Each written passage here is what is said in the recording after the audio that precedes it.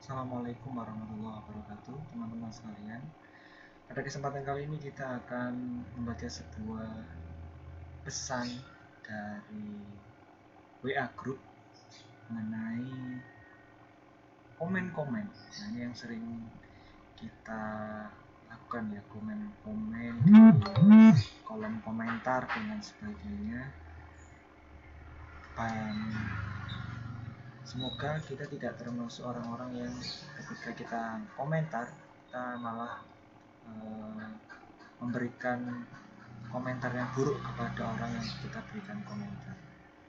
Dan kenapa komentar itu bisa pada kita keburukan?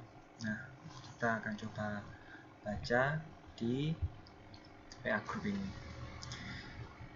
Apa yang Anda lakukan ketika membaca sebuah berita, kasus di sosmed ataupun di media lainnya? Atau jika Anda melihat saudara Anda jatuh ke dalam kesalahan.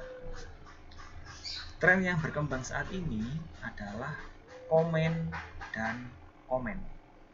Begitu cepat kita memberikan komen atas nama kebebasan, terlepas karena mau menyampaikan aspirasi, opini, atau hanya sekedar menunjukkan ekstensi dan kemampuan. Jika komennya positif dan dibangun di atas sebuah keikhlasan, maka ya tak masalah. Namun jika komen tersebut negatif, maka ada baiknya kita renungkan ucapan berikut ini. Aku melihat sesuatu yang aku benci, dan tidak ada yang menghalangiku untuk memberikan komen kecuali karena kekhawatiran suatu saat nanti aku yang mengalami hal tersebut. Itulah kalimat yang meluncur dari lisan seorang ulama besar, Ibrahim An-Nakhai. Dan semakin fatal jika orang yang kita komentari ternyata telah bertobat dan menangis kepada Allah atas dosa-dosanya tersebut. Imam Hasan Al-Basri, sahabat, mengatakan, barang siapa yang mencela saudaranya karena dosa yang dikerjakannya, padahal saudaranya itu telah bertaubat dari dosanya, niscaya ia tidak akan meninggal kecuali setelah ia mengerjakan dosa yang serupa dengan yang dilakukan oleh saudaranya itu.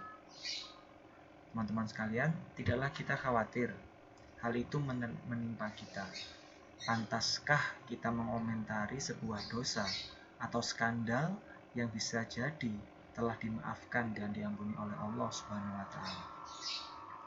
Allah telah menghapus dan memaafkan, dan kita masih asik membicarakannya tanpa alasan syar'i. Siapa kita berani selancang itu di hadapan Rabbul Alamin? Belum lagi jika kita mengingat bahwa seluruh komen kita akan dihisab. Tiada suatu ucapan pun yang diucapkan melainkan ada di dekatnya malaikat pengawas yang selalu hadir.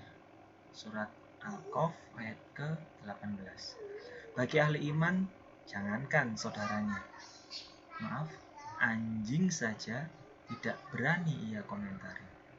Ibnu Mas'ud bertutur, jika aku merendahkan seekor anjing, aku khawatir aku akan diubah menjadi anjing atau Allah berikan sifat buruk anjing tersebut kepadaku.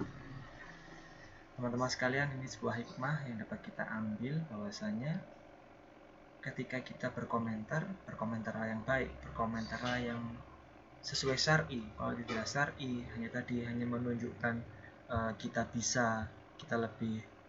lebih bisa mempunyai kemampuan kita dari orang tersebut, atau hanya sekedar mencari eksistensi, hanya sekedar mencari popularitas, atau ya hanya sekedar menyenangkan diri kita sendiri, ya inilah kita, yaitu suatu hal yang amat sangat sayang kita lakukan ketika kita melakukan tersebut, karena komen-komen yang akan kita berikan itu nantinya pasti akan dihisab oleh Allah. Dan apabila kita berkomentar kepada satu keburukan, boleh jadi orang yang berbuat keburukan itu berbuat amal-amal yang tadi yang kita anggap itu buruk, Allah sudah mengampuninya. Dan apabila kita berkomentar negatif, ditakutkan seperti yang dikatakan Ibnu Mas'ud tadi, bahwasanya ketika kita mencela sesuatu, bisa jadi kita akan diberikan hal yang serupa seperti itu. Diumpamakan oleh Ibnu Mas'ud tadi adalah seekor anjing. Kalau kita mencela seekor anjing, bisa jadi Allah merubah kita seperti anjing. Bukan bentuknya ya, tapi sifat-sifat kejelekan yang pada anjing itu bisa jadi tertimpa dari diri kita. Maka dari itu kita usahakan kita berkomentar yang baik, melakukan hal yang baik. Tidak perlu menggunjing atau menyalahkan, merendahkan orang lain. Belum tentu orang lain itu lebih baik dari kita.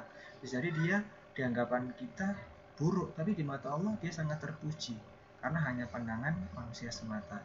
Jadi teman-teman sekalian, baik-baiklah dalam berkomentar, baik-baiklah dalam menuliskan komentar ataupun apapun yang di dunia ini yang keluar dari ucapan kita, isi hati kita ataupun nanti yang kita tulis dalam komentar itu usahakan yang baik-baik, kata-kata yang bijak, kata-kata yang lembut, kata-kata yang membuat nyaman orang lain.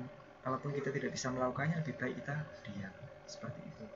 Baik teman-teman, terima kasih. Semoga tulisan yang kita buatkan video ini bisa bermanfaat. Dan terima kasih telah menonton. Wassalamualaikum warahmatullahi wabarakatuh.